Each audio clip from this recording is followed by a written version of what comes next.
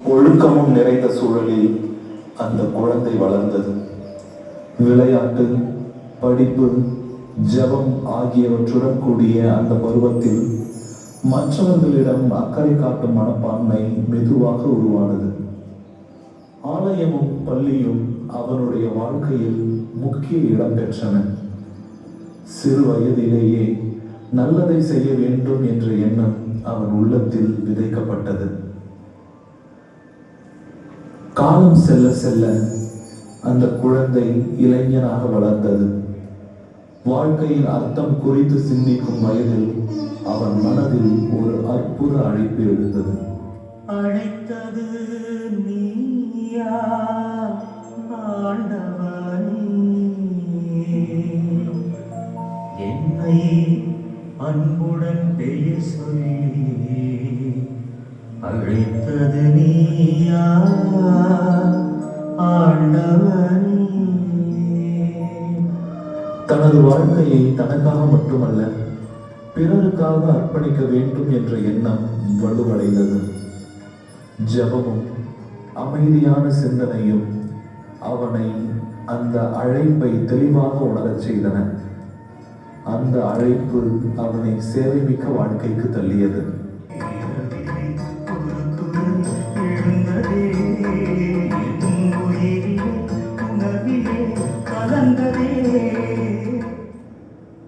தூய ஆவியார் அந்த அழைப்பை மேலும் வலுப்படுத்தினார்.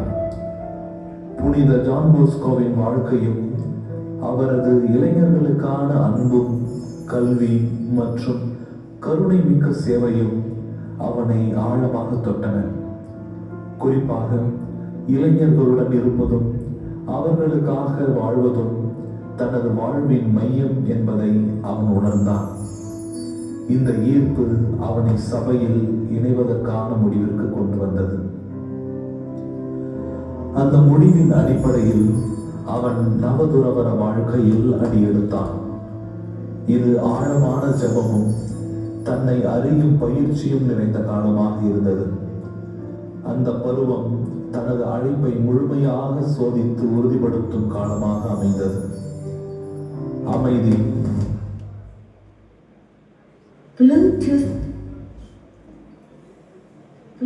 யாக மாற்றினான். நவதுறவர காலத்தின் நிறைவில் அவன் முதல் வார்த்தை பாட்டை எடுத்தான். இறைவனுக்கும் சமூகத்திற்கும் தன்னை முழுமையாக அர்ப்பணிக்கும் ஒரு முக்கியமான படியாக இருந்தது. அவனுடைய வாழ்க்கை இனி தனக்கானது அல்ல, அது முழுமையாக சேவைக்காக அர்ப்பணிக்கப்பட்டது. அதன் பின்னர் பல்வேறு பயிற்சி படிகள் மற்றும் உருவாக்க நிலைகள் அவனுடைய வாழ்க்கையில் தொடர்ந்தன. படிப்பு, ஆன்மீக வளர்ச்சி, பணி அனுபவம் ஆகியவற்றின் வழியாக அவன் ஒரு முழுமையான குருவாக உருவாக்கப்பட்டான். ஒவ்வொரு கட்டமும் அவனுடைய அழைப்பை மேலும் ஆழப்படுத்தியது. இந்த உருவாக்க பயணத்தின் உச்சமாக அவன் குருத்துவ அபிஷேகம் பெற்றான்.